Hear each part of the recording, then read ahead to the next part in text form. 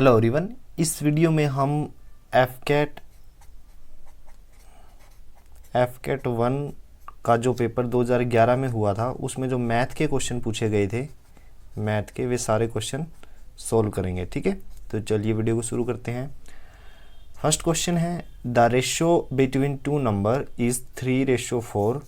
If each number is increase by 6 the ratio becomes 4:5। The difference between the numbers is. देखिए, दो number हैं जिनका ratio क्या है, 3:4 ये नंबर है। मैंने क्या किया, यही दो नंबर जो रेशियो में थे तो ये मान लिए, ये पहला है 3 यूनिट, यानी नंबर मैंने एज्यूम किए, एज्यूम नंबर, ठीक है ना। तो वो कैसे एज्यूम किए, 3 यूनिट, ठीक है, और 4 यूनिट, ठीक है। ये जो रेशियो में थे इन्हीं को मैंने नंबर एज्यूम कर लिया, 3 यूनिट एज्यूम किया और 4 यूनिट एज्यूम किया, ठीक है। फिर उसने क्या कहा, if each number is increase by 6 the ratio become. तो रेशियो बाद में क्या हुआ, 4 यूनिट और 5 यूनिट हो गया। कब हुआ, जब रेशियो इंक्रीज हुआ 6 नंबर, ठीक है ना। पहले रेशियो 3 यूनिट और 4 यूनिट था, यानी 3-4 था। फिर बाद में 4-5 कब हुआ, जब 6 नंबर इंक्रीज हुआ, यानी 6 नंबर यहाँ पे इंक्रीज हुआ और 6 नंबर यहाँ पे इंक्रीज हुआ। नंबर की बात करूँ तो दोनों तरफ 6 इंक्रीज हुआ है, लेकिन यूनिट कितना इंक्रीज हुआ है, 3 यूनिट यहाँ था, 3 से 4 हो गया। मतलब यूनिट की अगर मैं बात करूँ तो 1 यूनिट इंक्रीज कब होता है, जब 6 नंबर इंक्रीज करते हैं, ठीक है। 1 यूनिट इंक्रीज तब होता है जब 6 नंबर इंक्रीज करते हैं। इसका तो मतलब यही हुआ, और यहाँ भी यही है, 6 नंबर इंक्रीज करने पे 4 से 5 हुआ, यानी 1 यूनिट इंक्रीज कब होता है, जब 6 नंबर इंक्रीज होते हैं, ठीक है। अब पूछा है the difference between the numbers. ये जो दो नंबर हैं इनके बीच का डिफरेंस क्या है। देखिए, डिफरेंस एक्चुअल में कितना है, 3 यूनिट और 4 यूनिट का डिफरेंस कितना है, 1 यूनिट का। या फिर आप ये दो नंबर ले लीजिए, ठीक है, इनका डिफरेंस कितना है, 4 यूनिट और 5 यूनिट का डिफरेंस कितना है, 1 यूनिट। तो यहाँ डिफरेंस लोगे तब भी 1 यूनिट है, और यहाँ भी डिफरेंस लोगे 1 यूनिट है। 1 यूनिट किसके इक्वल है, 6 के, 6 नंबर के। तो ऑप्शन में पूछा गया था, सॉरी क्वेश्चन पूछा गया था डिफरेंस क्या है, तो ऑप्शन जो सी है 6 नंबर, वो हमारा सही आंसर है। दूसरा क्वेश्चन है, the speed of 3 cars is in the ratio of 5:4:6. The ratio between the time taken by them to travel the same distance is। देखिए, जो स्पीड है वो किसके इक्वल होती है, speed is equal to distance upon time, ठीक है ना। डिस्टेंस के बटे में टाइम, ये स्पीड होती है, ठीक है। अब क्या है, जो स्पीड का रेशियो क्या क्या दिया गया है, 3 कार हैं, ठीक है, उनका रेशियो है 5:4:6। मैंने कार के नाम रख लिए ए, बी और सी, ठीक है। The ratio between the time taken by them, हमें टाइम का रेशियो निकालना है, जबकि स्पीड का दिया हुआ। डिस्टेंस कितनी है, सेम। मैंने क्या किया, डिस्टेंस एज्यूम की, डिस्टेंस मैंने मान ली, कितनी माननी, इन सब का एलसीएम। तो इन सब का एलसीएम क्या आएगा, 60, ठीक है। तो टाइम का रेशियो कैसे निकालोगे, आप इन्हीं को मान लो ये स्पीड है, ये एक्चुअल में स्पीड है। तो डिस्टेंस 60 है, ये 60 है, ठीक है, सॉरी हाँ, डिस्टेंस तो 60 है, स्पीड 5 है। तो टाइम कैसे निकालोगे, टाइम इधर चला जाएगा, डिस्टेंस की वैल्यू 60 और स्पीड की वैल्यू 5, कैंसिल करोगे तो 12, यानी ए कार के लिए टाइम कितना आया, 12। बी के लिए कितना आएगा, 60/4, 15। सी के लिए कितना टाइम आएगा, डिस्टेंस अपॉन 6, यानी 60/6 कितना आएगा, 10।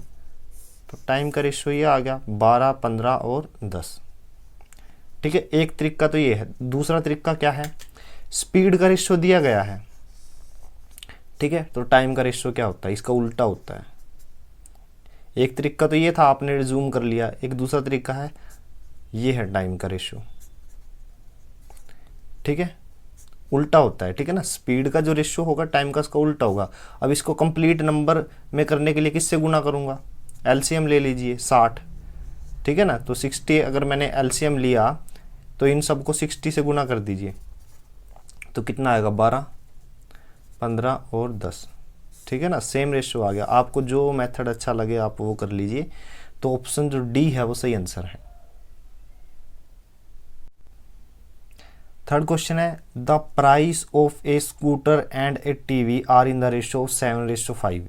एस स्टैंड फॉर स्कूटर और टीवी का टी है, ठीक है ना। इनका जो प्राइस का रेशियो है, ये प्राइस है कितना है 7 और 5 है, ठीक है। मैंने क्या किया है, क्या जूम किया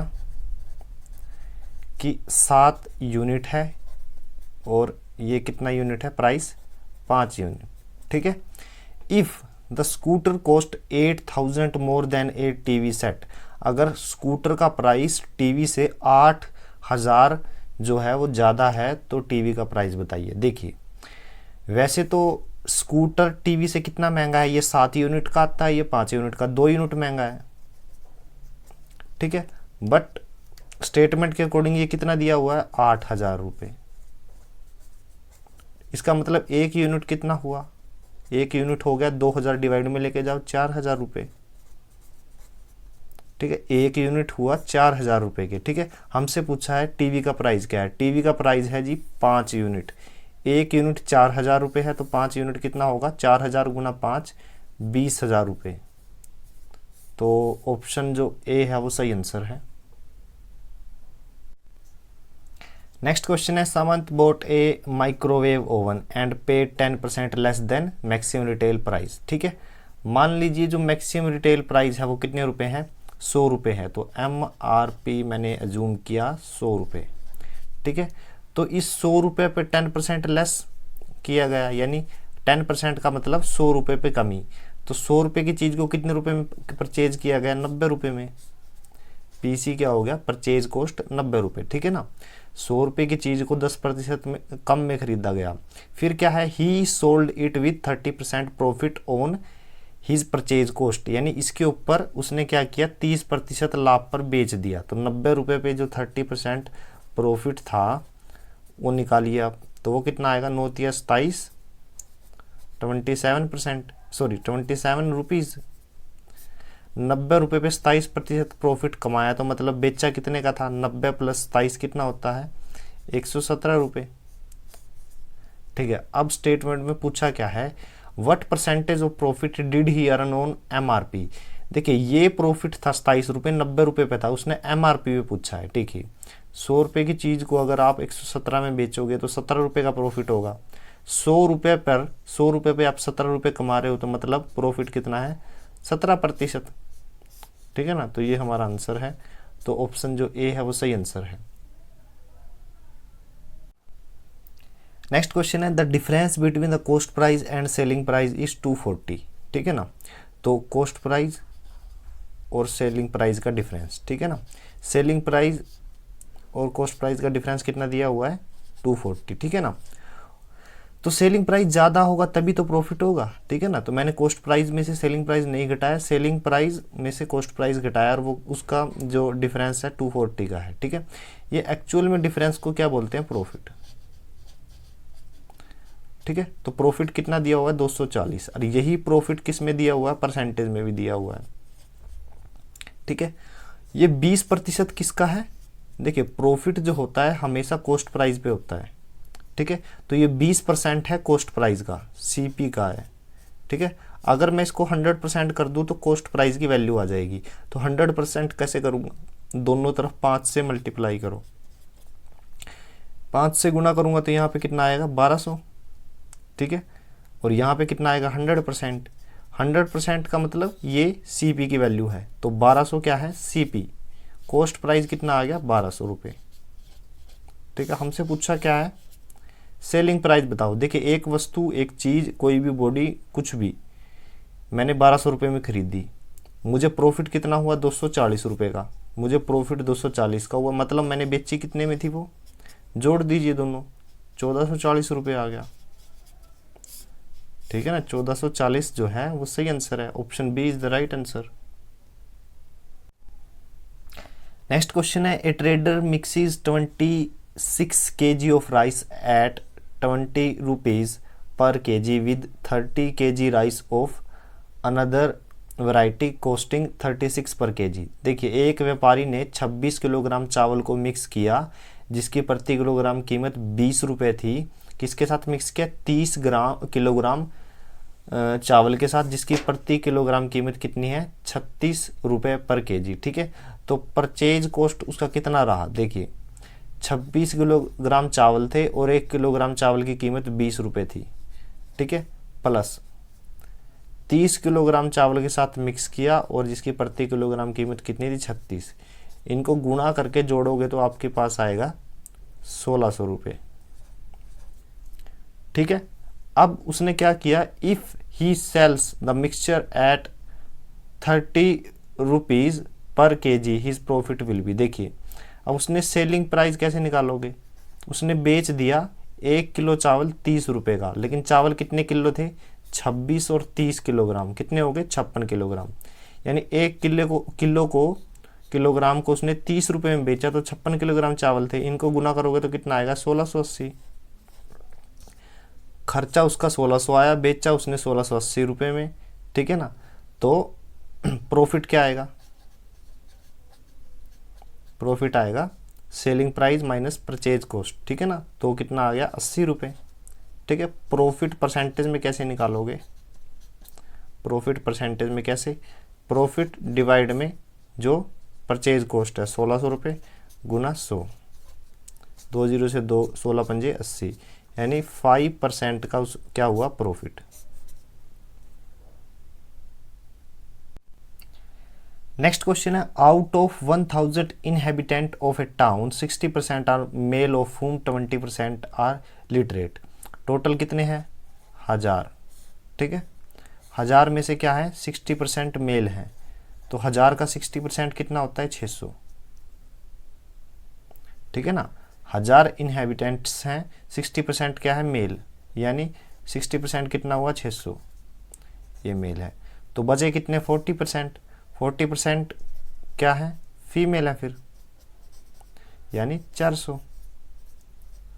ठीक है, अब क्या पूछा गया? अब क्या दिया है कि जो मेल है उसका 20% क्या है? लिटरेट है। 600 का जो 20% है वो कितना होता है? 600 का जो 20% है 120 लिटरेट है। लिटरेट मतलब पढ़े लिखे। ठीक है ना, अब देन वट, और एक चीज़ और दी गई है, if amongst all the inhabitants 25% are literate. 1000 के ऊपर कितने परसेंट लिटरेट हैं? 25%, यानी 1000 का 25% कितना हुआ? 250। यानी अगर टोटल 1000 लोगों की बात करूं तो उसमें 250 लोग क्या हैं? पढ़े लिखे हैं, जिसमें से 112 क्या है? सॉरी, 120 क्या है? पढ़े लिखे। तो फीमेल क्या हुई? ठीक है, 250 में से 120 घटा दीजिए, बचे कितने? 130। ठीक है, फीमेल कितनी है? 400, और जिसमें से 130 पढ़ी लिखी हैं, तो 130 का परसेंटेज निकालना है। 130 डिवाइड में 400 गुना 100, 20 से 20 कैंसिल, 32.5 आंसर आ गया। 32.5%। Option B is the right answer. Next question है, the salary of A and B together amount to 2000, यानी सैलरी ए और बी की कितनी है? 2000 रुपये। ठीक है, A spends 95% of his salary and B 85% of his salary. If their savings are same what is the salary of A. देखिए, A ने अपनी सैलरी का 95% क्या किया? खर्च कर दिया, और बी ने 85%। ठीक है, फिर भी उनकी जो सेविंग थी वो इक्वल थी। मैंने मान लिया, एज्यूम किया, ए की जो सैलरी है वो 100 ए है और बी की जो सैलरी है वो 100 बी है। ठीक है, तो दोनों का अगर मैं जोड़ करूं तो किसके इक्वल आएगा? 2000 के। ठीक है, अब क्या दिया हुआ है? ए की जो सैलरी थी 100 ए, इसका 95% खर्च कर दिया गया, तो बचा कितना? 5%, यानी 5 ए, ये है सेविंग। बी का 85% खत्म कर दिया गया, मतलब खर्च कर दिया गया, तो बचा कितना? 15 बी, ये क्या है? बी की सेविंग। दोनों जो सेविंग है वो बराबर है, तो यहाँ से ए और बी में क्या रिलेशन आई? A equal to 3b, a equal to 3b। अब जो ए की सैलरी है 100 ए, इसको बी की टर्म में लिखो। कैसे लिखोगे? 100 को एज इट इज़ ए की जगह मैंने लिख लिया 3B, ठीक है। तो ए की सैलरी कितनी होगी? 300B, ठीक है। अब 300B यहाँ पे रखूँगा तो 300B और 100B बराबर है 2000, तो 300B और 100B कितना होता है? 400B is equal to 2000। B की वैल्यू क्या आई? 5, ठीक है। हमसे अब पूछा क्या है वो देखना है। ए की सैलरी बताइए। ए की सैलरी बतानी है, वो कितनी आई थी? 300B। यहाँ पे बी की वैल्यू रखो, तो मैं यहाँ पे 5 रख रहा हूँ। 300 गुना 5 कितना होता है? 1500। तो ए की सैलरी कितनी आई? 1500 रुपये। और बी की सैलरी कितनी आई? 2000 में से 1500 घटा दो 500। तो हमसे तो सिर्फ ए की सैलरी पूछी थी, तो वो आई 1500। ऑप्शन सी जो है वो सही आंसर है। नेक्स्ट क्वेश्चन है, in an examination a candidate has to get 35% of total marks to pass. देखिए, एक पेपर में एक बच्चे को 35% मार्क्स चाहिए पास होने के लिए। In one paper he get 62 out of 150 and in second 35 out of 150। In how many marks should he get out of 200 marks in the third paper. देखिए, एग्जामिनेशन में 3 पेपर हैं, एक 150 का है, दूसरा भी 150 का है, तीसरा 200 का है। तो टोटल मार्क्स कितने हैं? टोटल मार्क्स 500 हो गए, ठीक है। 500 में से पासिंग मार्क्स कितने हैं? पासिंग मार्क्स 500 इंटू 35%, यानी परसेंट का डिवाइड में 100, ठीक है ना। 35 के डिवाइड में 100, परसेंटेज हटाने के लिए तो मल्टीप्लाई करोगे तो 175, यानी आपको 500 में से 175 नंबर लेने हैं। बट फर्स्ट पेपर में कितने लिए? 62, सेकंड में कितने लिए? 35, ऐड कर दीजिए 7997, ठीक है ना, इतने ले लिए। तो 175 लेने थे, 97 लिए हैं। थर्ड पेपर में यानी 200 का पेपर है, उसमें कितने लेने हैं? 175 में से 97 घटा दीजिए, कितना आ गया? 78। तो जो ऑप्शन डी है वो सही आंसर है। नेक्स्ट क्वेश्चन है, the average salary of all the workers in A workshop is ₹8000, ठीक है। सभी वर्करों की जो सैलरी है वो कितनी है? उसका एवरेज कितना है? 8000, ठीक है। एवरेज का मतलब होता है कि जैसे वर्कर की बात कर रहे हैं तो प्रत्येक वर्कर की जो सैलरी है वो 8000 रुपये है, ठीक है ना। एवरेज का मतलब ये है इक्वली डिस्ट्रीब्यूट होना, ठीक है। फिर क्या है? The average salary of 7 technician is 12000, 12000 रुपये एवरेज है कितने टेक्नीशियन का? 7 का, ठीक है। बाकी के बचे हुए टेक्नीशियन है, उनका एवरेज कितना है? 6000 रुपये, ठीक है। अब नोटिस करने वाली बात क्या है? देखिए, शुरू में एवरेज 8000 था, उसके बाद 7 टेक्नीशियन ऐसे हैं जिनका एवरेज 12000 है, यानी प्रत्येक की सैलरी 12000 रुपये है, जो एवरेज से कितना अधिक है? 4000, यानी पर हेड कितना इंक्रीज है? 4000 का, ठीक है ना। लेकिन 7 से गुना करूंगा तो टोटल इंक्रीज आ जाएगा, तो टोटल इंक्रीज कितना आएगा? 7 चौके 28,000 रुपये। अब ओवरऑल एवरेज 8000 रखने के लिए मुझे ये 28,000 रुपये यहाँ डिस्ट्रीब्यूट करने पड़ेंगे, क्योंकि यहाँ प्रति व्यक्ति कितने रुपए मिल रहे हैं? 6000 रुपये, मिलने चाहिए 8000 रुपये। तो 28,000 के टुकड़े करने पड़ेंगे जिससे 6 से 8000 हो जाए। तो एक व्यक्ति को कितने हज़ार की ज़रूरत है? 2000 रुपये की। 6000 मिल रहे थे, 2000 मिल जाए तो एवरेज 8000 तक पहुंच जाएगा। तो 28,000 को 2000 के हिसाब से कितने लोगों में बांटा जा सकता है? 28,000 को 2000 के हिसाब से एक व्यक्ति को 2-2 हज़ार रुपये मिले तो 14 व्यक्तियों में बांटा जा सकता है। तो मतलब यहाँ 14 व्यक्ति थे जिनकी एवरेज 6000 थी। 12000 वाले व्यक्तियों की संख्या कितनी है? 7, और 6000 लेने वाले व्यक्तियों की संख्या कितनी है? 14। पूछा है टोटल नंबर ऑफ वर्कर कितने हैं? 14 और 7 21, ठीक है ना। तो 21 हमारा जो ऑप्शन बी है वो सही आंसर है। नेक्स्ट क्वेश्चन है, after replacing an old member by a new member it was found that the average age of 5 members of a club is the same as it was 3 years ago. What is the difference between the age of replaced member and new one? देखिए, member कितने हैं? Member हैं 5, ठीक है। तो average मान लीजिए आप x है, ठीक है। तो 5 मेंबर की एवरेज कितनी हुई x, ठीक है ना। एवरेज अगर x है तो उसका मतलब ये है हर एक मेंबर की एज आप x मान सकते हो, ठीक है ना। इक्वली 3 साल पहले उनकी एज क्या रही होगी, x minus 3, x minus 3, x minus 3, x minus 3, x minus 3, ठीक है। जब एक मेंबर को यानी इस x को एक दूसरे मेंबर से, ये तो बाहर चला गया, एक दूसरा मेंबर आया यहाँ पे, ठीक है, y, उसके साथ रिप्लेस किया गया। देखिए x को रिप्लेस किया दूसरे मेंबर से, ठीक है। तो ये एवरेज और ये एवरेज दोनों बराबर हो गई। तो इसका मतलब ये क्या है कि प्रत्येक मेंबर से 3 साल घट गए। देखिए ये एवरेज इसके कब बराबर होगी, जब ये जो एज है, मान लीजिए x की वैल्यू 10 है और यहाँ पे कितना आया, मान लीजिए यहाँ पे 10 है तो यहाँ 7 है, तो 10 को 7 होने में कैसे होगा, जब 3 घटाएंगे तो हर एक मेंबर की एज 3-3 साल घट गई, ठीक है। जो मेंबर गया है वो ज़्यादा उम्र का था और जो आया है वो कम उम्र का, तभी तो एज घटी है। तो डिफरेंस कितना रहेगा y माइनस एक्स में, ठीक है, या x माइनस वाई में कितना रहेगा एज में, 3, 6, 9, 12, 15, यानी 15 साल का डिफरेंस रहेगा। तो यही पूछा है what is the difference between the age of replaced member and new member, ठीक है। तो ऑप्शन सी जो है वो सही आंसर है।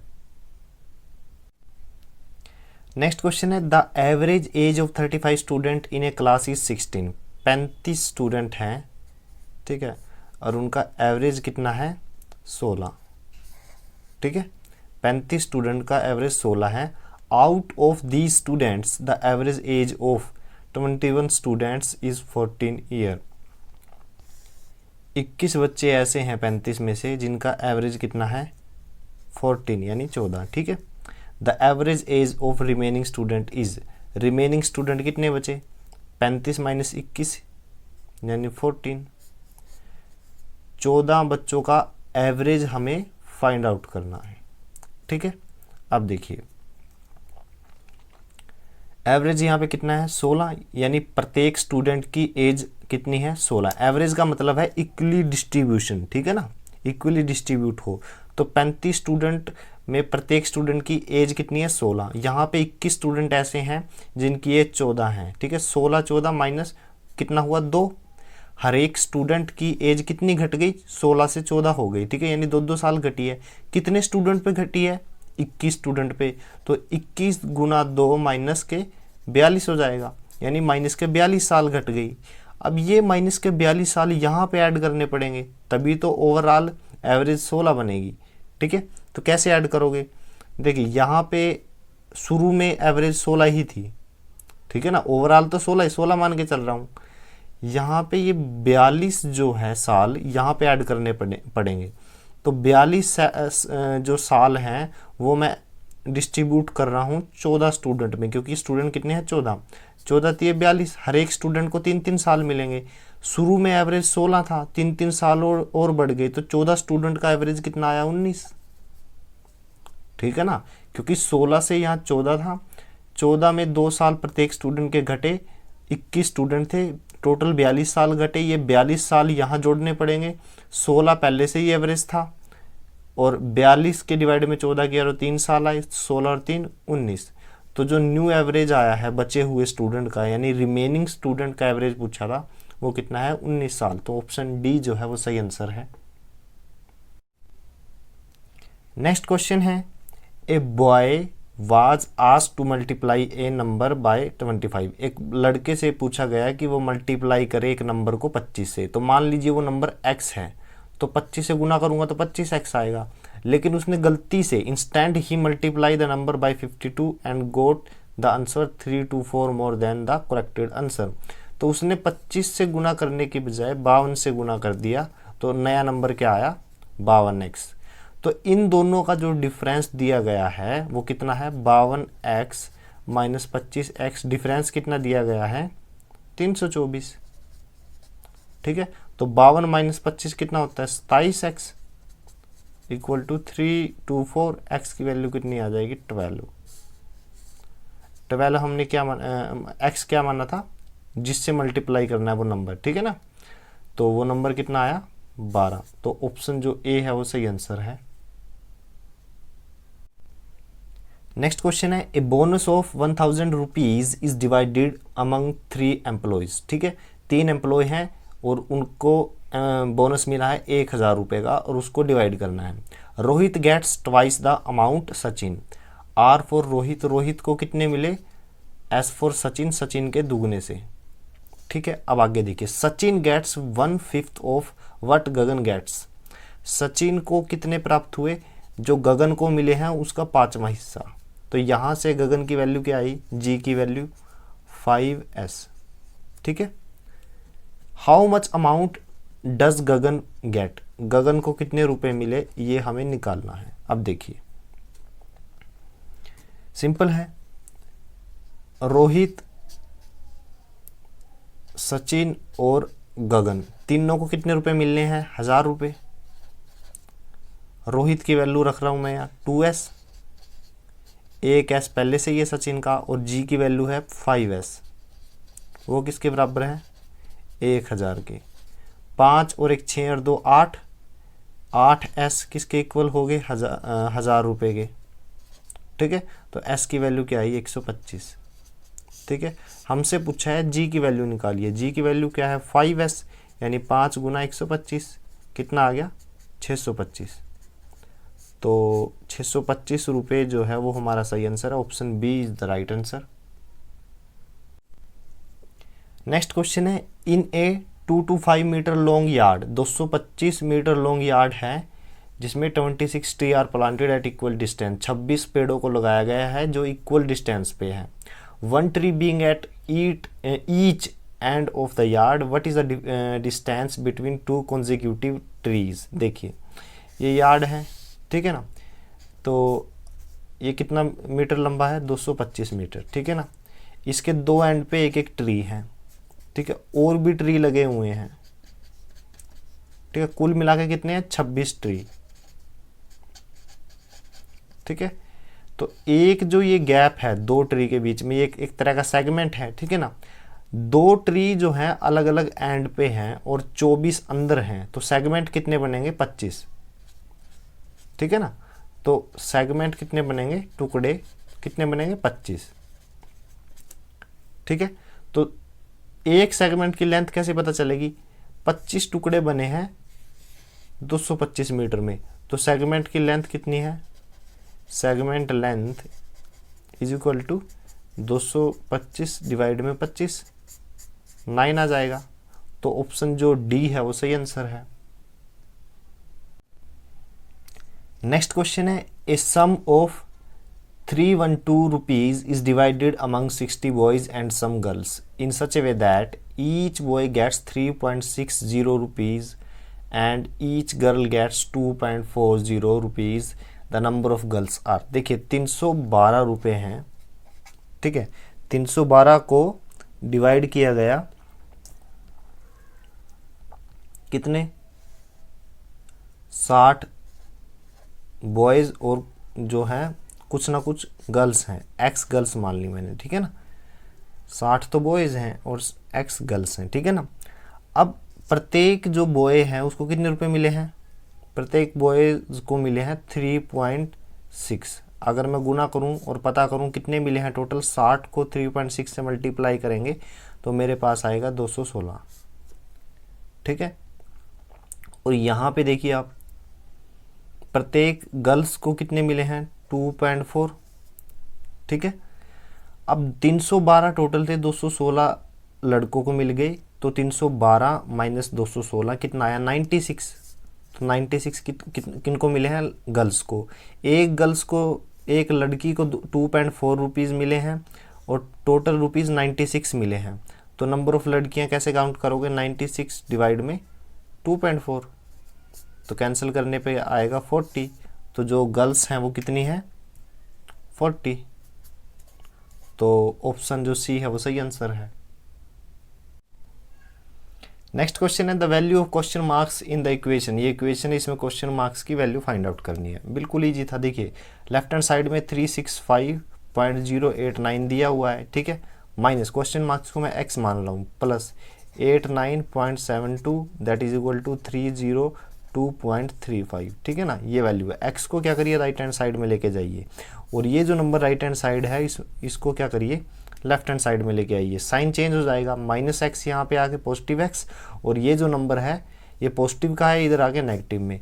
तो लेफ्ट हैंड साइड में क्या आएगा 365.089, ये प्लस में था, plus 89.72 minus 302 minus 35 that is equal to x. इनको जोड़िए, ये घटाइए, आपके पास आंसर आएगा 152.459 that is equal to x. तो जो ऑप्शन बी है वो सही आंसर है। नेक्स्ट क्वेश्चन है at what rate of annual simple interest will 10,000 double in 15 year. हमें रेट निकालनी है, किस रेट पे हमारा जो सिंपल इंटरेस्ट है 10,000 के ऊपर डबल हो जाएगा। मतलब कि रेट निकालिए, वो रेट निकालिए जिस पे जो है जैसे 10,000 अमाउंट है वो 20,000 हो जाए। कितने सालों में? 15 सालों में। तो रेट एक्चुअल में क्या होता है, इंटरेस्ट यानी ब्याज कितने रुपए पे? 100 रुपीज़ पे। 100 रुपये पे जो ब्याज होता है ना उसको रेट बोलते हैं, ठीक है। तो अगर हमारी जो अमाउंट 10,000 की बजाय 100 रुपये होती तो जो इंटरेस्ट आएगा वो एक्चुअल में क्या होगी? रेट होगी, ठीक है ना। शॉर्टकट देखिए आप, अगर यहाँ पे तो अमाउंट कितना दिया हो, मूलधन कितना दिया हो 10,000, अगर 100 रुपये हो तो जो ब्याज होगा वो एक्चुअल में दर होगी, ठीक है ना। तो क्वेश्चन के अकॉर्डिंग तो क्या है कि 10,000 अमाउंट है, ठीक है, और 15 साल में इसको 20,000 करना है, ठीक है। तो ब्याज इंटरेस्ट कितना आया? इंटरेस्ट आया 10,000 रुपये, ठीक है। चूंकि मुझे रेट निकालना है, और रेट कैसे निकालोगे? रेट निकालने के लिए आपकी अमाउंट 100 रुपये होनी चाहिए, तो इंटरेस्ट जो आएगा वो आपका रेट होगा। मैंने क्या किया, 10,000 की बजाय 100 रुपया अमाउंट मान लिया, ठीक है। तो अकॉर्डिंग टू इक्वेशन क्या है, 100 रुपये को 200 रुपये में कन्वर्ट करना है, यानी डबल करना है। कितने साल में? 15 साल में, ठीक है। तो 100 रुपये 200 में कन्वर्ट हो गए कितने साल में? 15 साल में। तो ब्याज कितना लगा? 100 रुपये। तो 100 रुपये ब्याज लगा 15 साल में, मुझे 1 साल का ब्याज निकालना है, 100/15, ठीक है। ये किसके इक्वल आएगा? इंटरेस्ट जो है 1 साल का कितना आ जाएगा? 100/15, 6.75, नियरली इक्वल नहीं है, थोड़ा सा आसपास रहेगा। तो यही क्या है, देखिए मैंने पहले ही रेट की डेफिनेशन बताई थी। 100 रुपये पे कितना ब्याज है, वो ब्याज ही रेट होगा अगर आपका मूलधन 100 रुपये है। तो मैं मूलधन 10,000 दिया हुआ था, मैंने मान लिया 100 रुपये। 100 के 200 करने हैं 15 साल में, तो 100 के 200 अगर हो गए तो इंटरेस्ट भी 100 रुपये रहा, 100/15, तो 1 साल का ब्याज आ गया। 1 साल का ब्याज एक्चुअल में क्या है, वो रेट ही है। तो 6.75% हमारा क्या आ गया? आंसर। तो ऑप्शन जो सी है सही आंसर है। नेक्स्ट क्वेश्चन है how much time will it take for an amount of 450 to gain 81 as interest if rate of interest is 4.5% per annual on simple interest. देखिए 450 रुपये पर 81 रुपये ब्याज प्राप्त करने के लिए, जिसकी रेट ऑफ दर यानी जो रेट ऑफ इंटरेस्ट है, जो ब्याज की दर है वो 4.5% है पर एनुअल, यानी सालाना है। सिंपल इंटरेस्ट जो है वो ब्याज है, तो हमें समय निकालना है, ठीक है ना।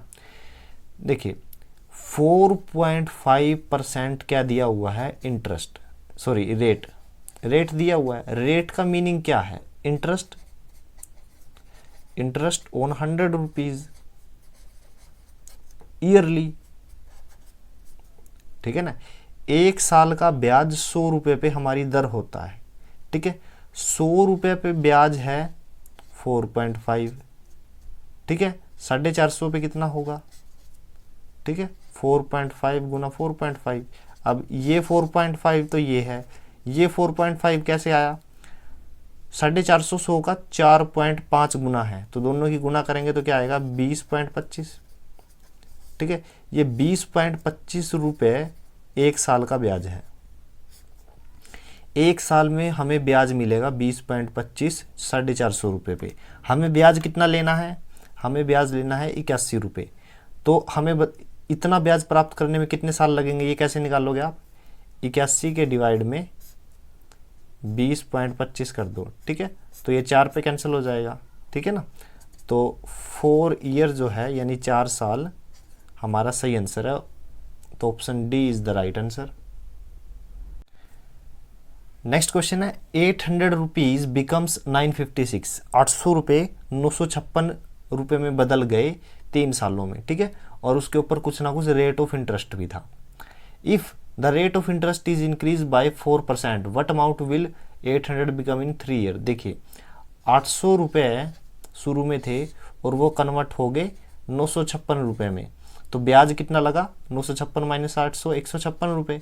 कितने साल का ब्याज था? यह 3 ईयर का, ठीक है। अब रेट एक्चुअल में क्या होता है? रेट का मतलब होता है ब्याज यानी इंटरेस्ट 100 रुपये पे, और वो ईयरली होता है 1 साल में, ठीक है। तो अब उसने क्या बोला है? उसने बोला है कि 4% इंटरेस्ट रेट 4% बढ़ा दिया, इंक्रीज किया है। इसका मतलब ये है कि उसने 4 रुपये बढ़ा दिए हैं ब्याज में, ठीक है ना। यानी 4 रुपये इंक्रीज हो गए 100 रुपये पे, ठीक है ना। पहले जो ब्याज था वो तो ठीक था, अब 4 रुपये और इंक्रीज हो गए। 100 रुपये पे कितने इंक्रीज हुए हैं? 4 रुपये। हमारा जो पैसा लिया है उधार पे वो कितना है? 800 रुपये। 100 रुपये पे 4 रुपये हैं तो 800 पे कितना होगा? 8 गुणा 4 यानी 32 रुपये। कितने साल का? 1 साल का। लेकिन 32 रुपये ब्याज इंक्रीज हो गया 1 साल में, तो कितने साल तक पैसे लिए हैं? 3 साल तक। तो 32 गुना 3 किसके बराबर है? 96 रुपये। यानी पहले जो ब्याज था 156 और 156 ब्याज ऐड करके 956 रुपये मुझे मतलब हमें प्राप्त हो रहे थे। 96 रुपये और बढ़ा दिए। और किसकी वजह से बढ़े हैं? 4% जो रेट इंक्रीज हुई है। तो 96 और जोड़ दीजिए इसमें, ठीक है। 1052। हमें पूछा था कि अब 800 रुपये की से 3 साल में कितने रुपए प्राप्त होंगे, तो आंसर रहेगा 1052। यानी ऑप्शन जो बी है वो सही आंसर है।